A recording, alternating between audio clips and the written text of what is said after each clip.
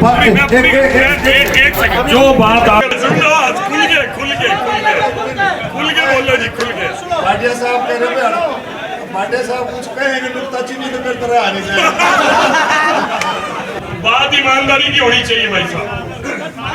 मैं बात पहली बात तो ईमानदारी से मैं स्वीकार करता हूं। कुलदीप जी, आधा तो आप मचा रहे हो शोर, बिठान में मचा रहे हो, 2 मिनट भाई। ईमानदारी वाली बात है, एक बात करो तो सच्ची करनी पड़ेगी। देखो डॉक्टर साहब जितना सोना मैं हूं नहीं, सियाना मैं हूं नहीं, 4 बार MP रह चुके भाई, मेरा तो पहली बार का है मैं बने हूं। और जितनी पार्टियों का तजर्बा डॉक्टर साहब का है भाई, उतना मेरा भी कोई नहीं। मैं तो भाई एक ही पार्टी में रहा, बीजेपी में रहा हूं भाई। देखो बुद्धि में तो इनसे कम हूं, कोई भूल चूक हो जाए तो भाई माफी दे दियो भाई, कोई भूल चूक। मेरा जो नाता डॉक्टर साहब ने कहा कि बड़ा प्यार है संजय भाटिया का, भगवान परशुराम जी का मंच है, भगवान को साक्षी मान के जो भी बोलूंगा एक एक शब्द सच्चाई का बोलूंगा भाई।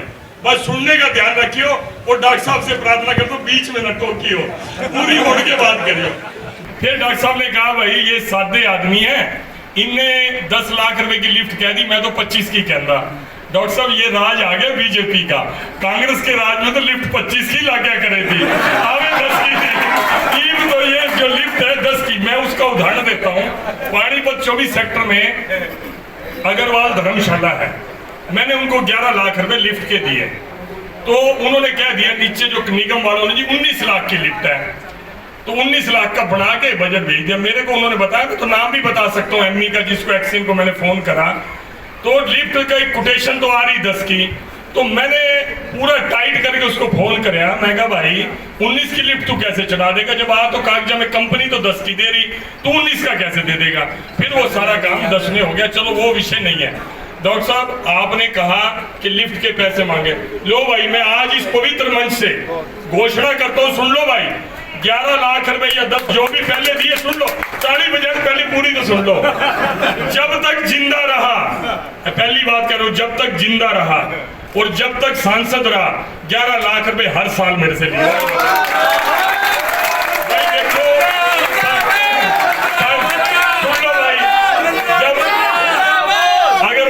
सांसद हूँ, नारे अगले पल का पता नहीं, बाहर जाते ही पता नहीं क्या हो जाए, कुछ पता नहीं, तो भाई सांसद ना रहा फिर भी कोई नहीं, लेकिन अब जिंदा भी रहा फिर सांसद ना बढ़िया, उसका भी कोई नहीं। लेकिन जब तक जिंदा हूँ, सांसद हूँ, हर लाख 11 लाख रुपए ले लियो आप, कोई दिक्कत नहीं।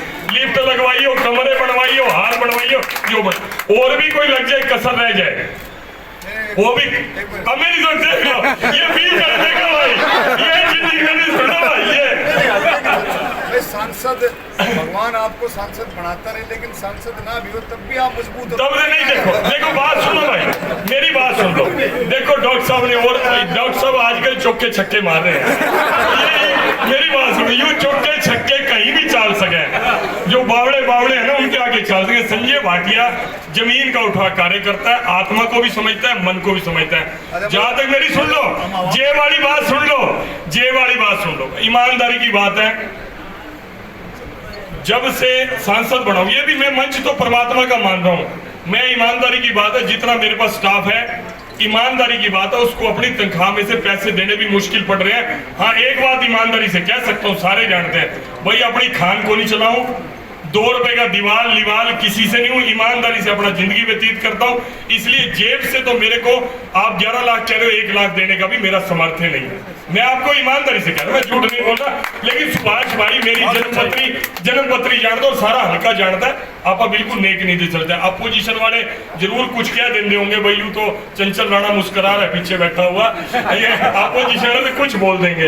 एक बार आज सुन लो, सरकार का बोल, दूसरी बात सुन लो, बात ईमानदारी की आई है तो सुन लो। इन्होंने कहा, डॉक्टर अरविंद शर्मा जी ने, मेरा बड़ा अच्छा प्यार है संजय भाटिया और मिलके हमने काम करा, प्यार वाले भी सुन लो। जब डॉक्टर साहब का पार्टी में नहीं थे, बीजेपी में, तो मैं प्रदेश का महामंत्री था, जनरल सेक्रेटरी था, मैं रोहतक कार्यालय में बैठता था, 8 बाई 8 का मेरा कमरा था। तो भाई हमारा कोई नाता नहीं था। यहाँ के, क्योंकि थोड़ा चोपड़ा साहब की तबीयत खराब होगी, तो यहाँ के MP की तलाश शुरू हुई।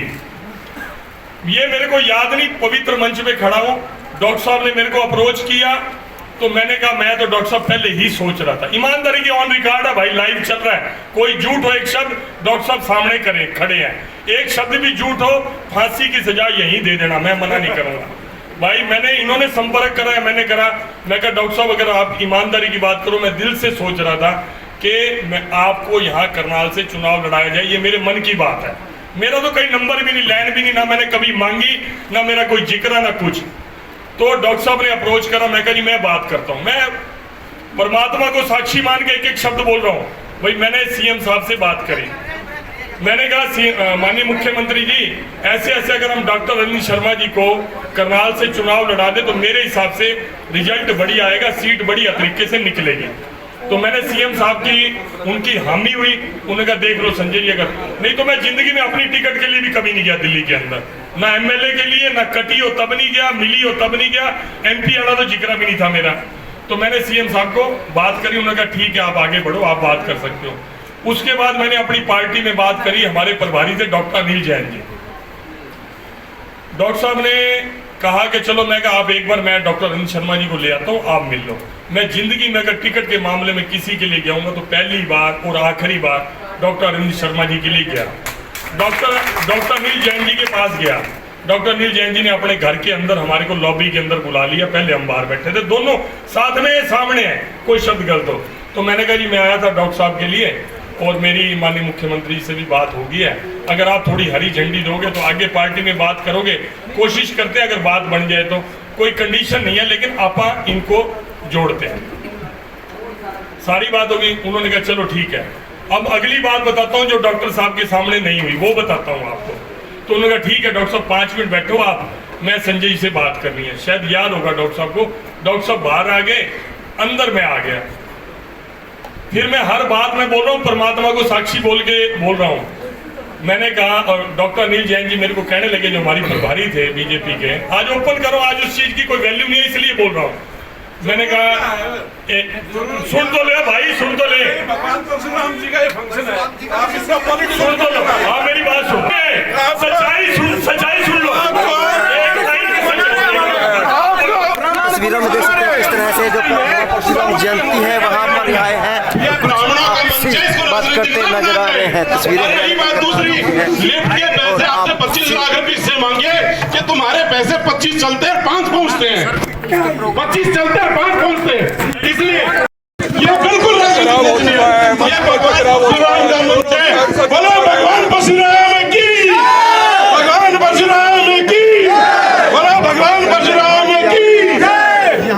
विरोध करते नजर आ रहे हैं। तस्वीरों में देख सकते हैं किस तरह सांसद संजय भाटिया बोल रहे थे जब अपनी राजनीतिक बातें कर रहे थे, तो वहीं पर जो भगवान परशुराम जयंती में जो लोग आए हुए हैं, कहीं ना समर्थक आए हुए हैं, वो कहीं ना कहीं इसका बाइकाट करते जरूर नजर आ रहे हैं। तस्वीरों में मेरे साथ बने रहिएगा,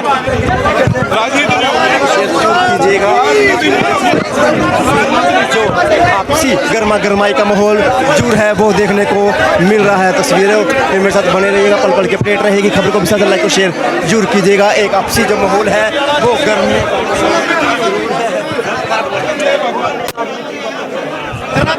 राजनीति थोड़ा कर सका हो रहा है, राजनीति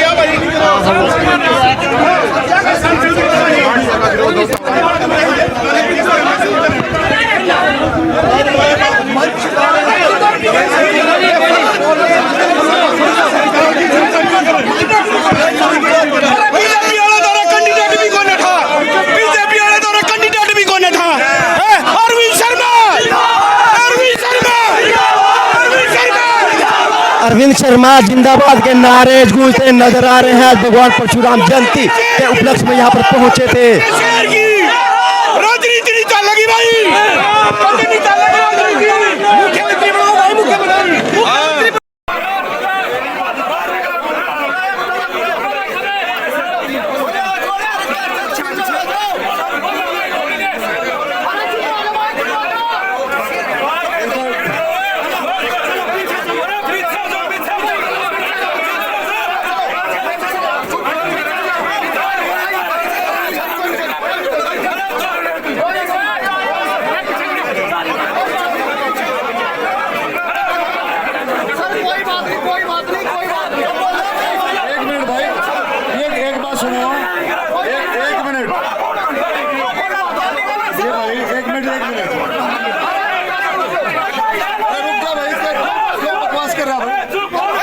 ये?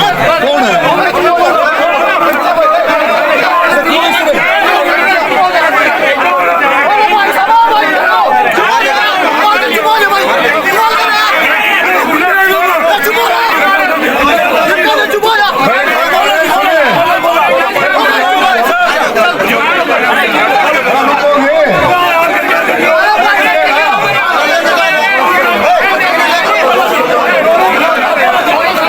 देखो सुनो, इस प्रोग्राम को क्यों तुम सारी प्रेस खड़ी है, तो थोड़ी शर्म की बात करो। ये कहाँ से बदमाश घुस गए, कौन गुंडे घुस गए भाई?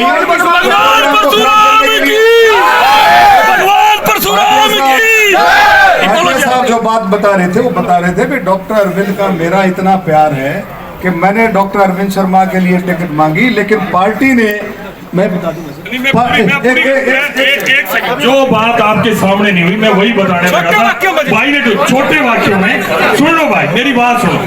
आप पूरी बात सुनते तो आपको सच्चाई भी लगती और आपको अच्छा भी लगता और सब सुनना भी चाहते थे। ठीक है, एक आधा भाई बीच में बोल गया। मैं बताना चाहता था कि डॉक्टर साहब को, जैसे उन्होंने कहा 2 मिनट बैठो डॉक्टर साहब मैंने बात करनी है, मैं आपको जो बताना चाहता था वो एक एक वाक्य सुनना, शब्द वो कभी राजनीति में किसी ने प्रयोग करा हो तो वो बताना। तो उन्होंने, डॉक्टर साहब बाहर आ गए, वो अपना बाहर जो ऑफिस और ड्राइंग रूम था वहां बैठ गए। मैं लॉबी में बैठा था। डॉक्टर अनिल जैन जी अभी हमारे बड़े नेता हैं, वो शब्द उनके बताता हूं उनको क्या था। उन्होंने कहा संजय जी आप डॉक्टर अरविंद शर्मा जी को लेके आए, लेकिन पार्टी आपके बारे में विचार कर रही है और आप डॉक्टर अरविंद शर्मा की सिफारिश कर रहे हो। ये बात मेरे को पहली बार डॉक्टर अनिल जैन जी ने ये बात बोली कि पार्टी आपके बारे में विचार कर रही है लोकसभा के लिए और आप डॉक्टर अरविंद। अगली बात सुनो मैंने क्या जवाब दिया। राजनीति में कोई अपने सगे के लिए भी ये बात कहता तो मेरे को बता देना। मैंने कहा जी मेरे से भी अगर मेरे पे विचार करे हो ना, मेरे से भी 100 गुना ज्यादा मजबूत है। ये बात मैंने बोली। बताओ इसके अंदर कौन सी राजनीति होगी? बताओ जो राजनीति की बात करते तो कौन सी बात होगी? ये है अपने। और दूसरी बात सुनो, हम समाजों की, मेरी बात सुनो, जो हम समाजों की बात करते हैं, आज से 1000 साल पहले भी समाजों की बात हमने बहुत करी थी। मेरा समाज बढ़िया, दूसरे का समाज अच्छा नहीं, फलाने का समाज अच्छा नहीं। तो 1000 साल भाई साहब, 800 साल मुगलों के गुलाम रहे, 200 साल अंग्रेजों के गुलाम रहे, सिर्फ यही जात पात और आपस में भेद की बात करके। पहले हिंदुस्तान बड़ा नुकसान उठा चुका है, कितनों हमारे वीरों ने शहादत दी, कितने गुरुओं ने बलिदान दिया, बड़ी मुश्किल के बाद ये आजादी मिली है। अब दोबारा हम उस चक्रों में ना पड़े। और तीसरी बात, मेरा भाई एक जमीन की भी कह रहा था, मैं डॉक्टर साहब के सामने कह रहा हूं, डॉक्टर साहब तो शायद उतने दावे से नहीं कह रहे, मैं कहता हूं उतने दावे से। पैरावर वाली जमीन गौड़ संस्था की थी, है। तो संजय भाई को बहुत प्यार करता हूँ, बहुत मान सम्मान है और इन्होंने जो बात कही है। दूसरी मैं ये कह रहा हूँ भाई साहब, ये राजनीति नहीं है बिल्कुल भी। आप अगर भगवान परशुराम जी गढ़ा तो मैं भगवान परशुराम जी कसम खा के कहता हूँ इसमें कोई राजनीति नहीं है। माननीय मुख्यमंत्री जो आप बात कह रहे हो, आप बात कह रहे हो कि गौड़ संस्था की जमीन है, गौड़ संस्था की जमीन थी, आगे रहेगी, लेकिन वो जो लेटर है उसी में दिक्कत हो रही है, वो कब देंगे, उसमें और कोई दिक्कत नहीं। एक सुनो, एक अच्छा आदमी है ना, मेरी सुनो, मेरी सुन तो लो भाई, तब मेरी बात डॉक्टर साहब की सुन लो, मेरे बोलने में 1 मिनट में बोल दो, मेरी तो सुन लो। एक आदमी बोल रही है पूरी तो सुन लो भाई।